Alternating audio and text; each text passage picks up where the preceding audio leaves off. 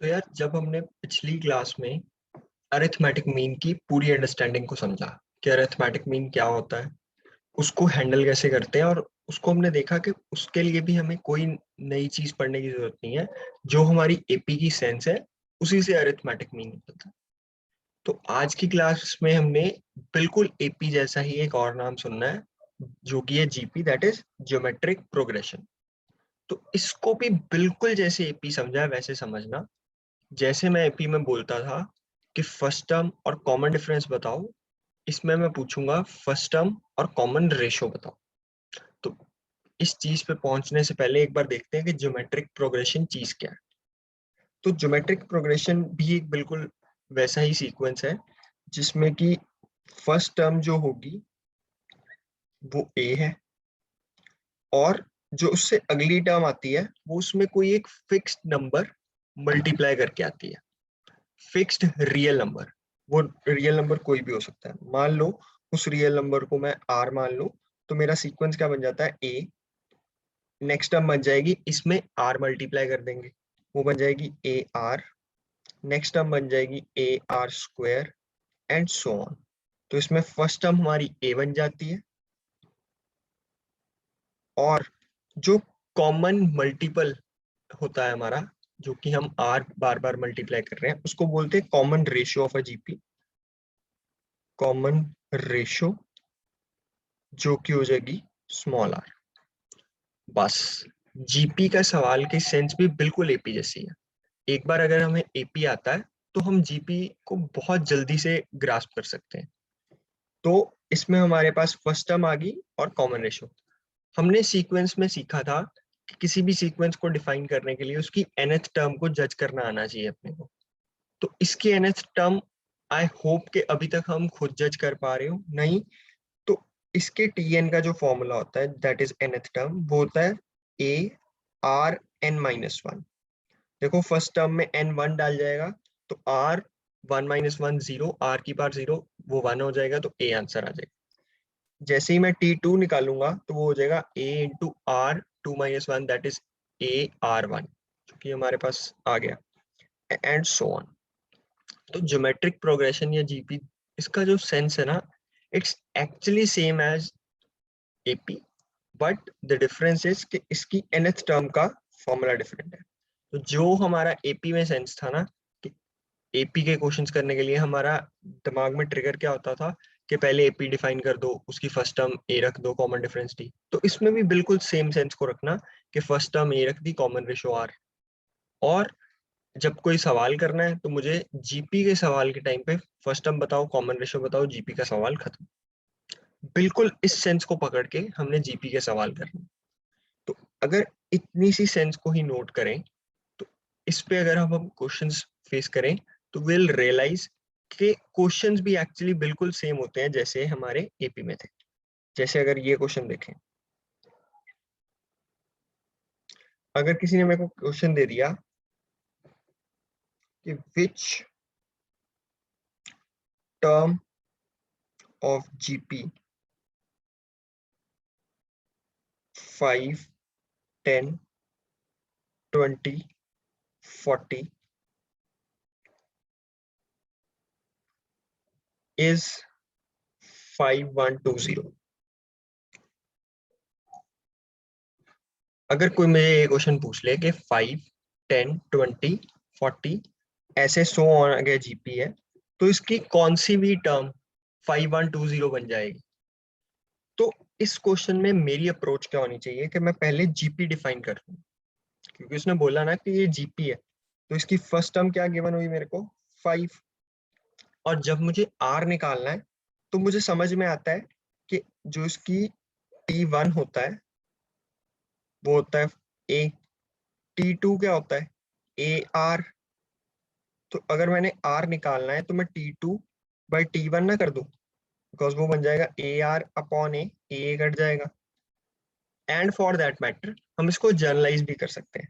हम T N upon T N minus one अगर करेंगे तो हमारे पास हमेशा आर ही आएगा, because T N minus one में अगर हम आर मल्टीप्लाई करें तो ही तो टी एन मिलता है। यही तो हमने यहाँ से देखा। जो ऊपर हमने फॉर्मूला पढ़ा Tn का।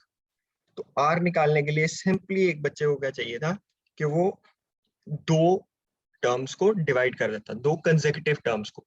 T2 अपॉन T1 अगर मैंने किया 10/5 तो मेरी कॉमन रेशियो आ गई 2।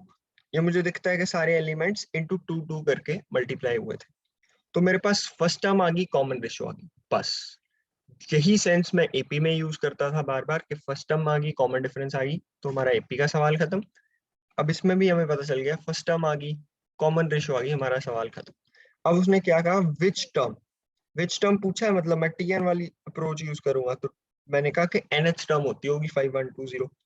nth टर्म क्या हो जाएगी, A R N minus one, जो कि हो जाएगा 5 इंटू 2 n माइनस वन। ये मैंने बराबर कर दिया 5120 के, 5120 के। उसके बाद simply 2 n minus one 5120 by 5 कर देते, जो कि आ जाता 1024 1024 आ जाता, जो कि 2 10 होती है 1024। और n माइनस वन क्या हो गया 10, तो n हमारा आ गया 11। तो ये बिल्कुल अपने को आना चाहिए था। ये सवाल की अप्रोच तो एटलीस्ट हमें पता होनी चाहिए थी, अगर कैलकुलेशंस में अड़े तो उसको फिर से हैंडल करेंगे, पर अप्रोच हमारी गलत नहीं होनी चाहिए। अप्रोच बिल्कुल सेम एज एपी है, बस डिफरेंस क्या है, इसमें हम कॉमन डिफरेंस की जगह कॉमन रेशो की बात करेंगे, बाकी सारी अप्रोच सेम हो। तो इसमें और क्लैरिटी को बढ़ाने के लिए अपनी हम एक बार एक और क्वेश्चन करते हैं। मान लो कोई मुझे क्वेश्चन दे देता कि in a GP sum of first two terms is -4 and T5 equals 4 times T3. Find T6. तो यार इसमें भी बिल्कुल अप्रोच की बात है। एक बार अपनी अप्रोच सही बन गई सवाल में, तो उसके बाद जीपी के सारे सवाल बेकार से हैं। तो काम की बात क्या है कि इस क्वेश्चन में अपनी अप्रोच बिल्कुल सही रखो कि हम अगर एपी में ऐसा सवाल आया होता है तो हम क्या सोच के कर रहे होते हैं। तो बिल्कुल उस अप्रोच पे वीडियो को पॉज करके ये क्वेश्चन खुद ट्राई करो। अब अगर इसका यार सोल्यूशन देखें, तो उसने क्या कहा कि इन अ जीपी पहली दो टर्म्स का सम -4 है और T5 उसने बराबर दे दिया 4 टाइम्स T3। कहता T6 बता दो। तो पहला सवाल जो मेरे मन में आना चाहिए था दैट इज के यार जीपी डिफाइंड ही नहीं है। तो मेरा पहला काम क्या है कि मैं एक जीपी डिफाइन कर दूं। तो मेरे को चाहिए था कि मैं लिख देता कि एक जीपी है जिसकी फर्स्ट टर्म जो है वो ए है और जो कॉमन रेशियो है वो स्मॉल आर है। मतलब a a r minus one, sorry a r square, a r cube and so on. तो आगे से अगर मैं ऐसे लिख दूं कि ये हमारी जीपी है, तो ये समझ जाना कि मैंने डिफाइन किया है और इसकी फर्स्ट टर्म ये चीजें हों। ठीक है। अब मेरे को क्या चाहिए था कि जो जो वो बोल रहा है वो एक बार बना दूं मैथमेटिकली। तो उसने कहा सम ऑफ फर्स्ट टू टर्म्स, वो क्या होगा ए प्लस ए आर, वो उसने दे दिया था -4। तो ए वन प्लस आर बराबर आ गया था अपने पास -4। और उसने हमने क्या दिया था, और उसने दे दिया था कि T5 बराबर है 4 टाइम्स T3। तो T5 क्या होगा, A R N minus one, R4, और ये हो जाएगा 4 ए, ये T3 है तो ये हो जाएगा R2, बिकॉज हम Rn-1 करते हैं जैसे n-1 डी करते थे। तो बिल्कुल सेम अप्रोच। तो ए कट गया, आर यहाँ पे स्क्वायर बच गया। अब देखो आर स्क्वायर आ गया 4। आर के हमारे पास दो जवाब आ सकते हैं, आर या +2 होगा या -2। तो r हमारे पास आ गया +-2।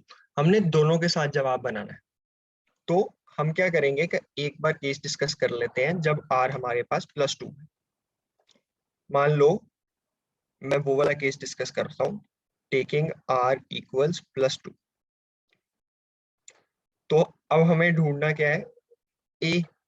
हमें r पता है, a नहीं पता, तो r आ गया, एक इक्वेशन ऊपर भी तो बनाई है, उसमें हम r को पुट करके a निकाल लेंगे। सिंपली ये +2 है, तो a 1 + r हमारे को पता था -4, इसमें r डालो, वो हो गया 3 इक्वल्स -4, तो a हो गया -4/3। a आ गया, r आ गया, उसके बाद जो हमने काम करना है दैट इज जस्ट कैलकुलेशन।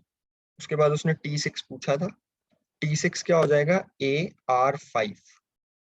वो सिंपली अब हमने कैलकुलेट कर लेना था, -4/3 इंटू 2⁵। जैसे जैसे हम जीपी का सवाल करते जाएंगे ना, हमें ये पावर्स घुट जाती हैं खुद ही, 2⁵ वगैरह। तो 2⁵ का जवाब होता है 32, तो ये हो जाएगा -4/3 इंटू 32। इसको सॉल्व करके जो भी सब जवाब बनता होगा, एक जवाब ये बनता, एक जवाब अपना और बनेगा जब हम r को -2 डालेंगे। तो वो अपने आप खुद से करके देखना, बिल्कुल इसी अप्रोच पे। काम की बात क्या है कि अगर नोटिस कर पाओ, तो मैं बार बार ये चीज बोल रहा हूँ कि मैं एपी के सवालों में भी ऐसे ही एंटर कर रहा था हर question. Actually sequence and series में यही ट्रिक है, जो कि लोग हमेशा इस ट्रिक को जानते होते हैं शुरू से, बट वो इस पे हेजिटेट करते हैं कि नहीं, नया नाम पड़ा है तो कोई नई चीज होगी। कुछ नया नहीं है, जैसे हम एपी को अप्रोच करते थे बिल्कुल वैसे जीपी को अप्रोच करना। बस बदला क्या, वहां पे हम कॉमन डिफरेंस की बात करते थे और यहाँ पे हम कॉमन रेशियो की बात कर रहे हैं, बाकी सब चीजें सेम। तो अब अगर फॉर दैट मैटर अगर हम इसके सम की बात भी करें, सम ऑफ एन टर्म्स की, मान लो अगर कोई मुझे कहे कि एक जीपी डिफाइंड है, a, a r square, a r cube, so on, और मुझे पूछ ले कि इसका sum of first n terms बताओ, sum of first n terms, तो इसका जवाब हो जाता है ए Rn-1 अपॉन r-1। इसको भी हम Sn से ही डोनेट करते हैं, तो Sn से इसको नाम दे देते हैं इसका, तो वो हो जाता है a r⁻n-1 r-1, जिसमें कि a हमारे को क्लियर है, फर्स्ट टर्म है, r हमारा कॉमन रेशियो। तो ये इसका सिंपल सा फॉर्मूला है, ये r है।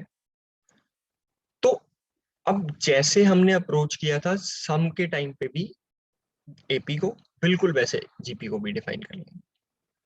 तो काम की बात क्या है कि जीपी की अंडरस्टैंडिंग को पक्का करने के लिए हमें एपी बिल्कुल अच्छे से आना चाहिए, फिर हम जीपी के सवाल को भी उतने ही कॉन्फिडेंस पे हिट कर पाते हैं।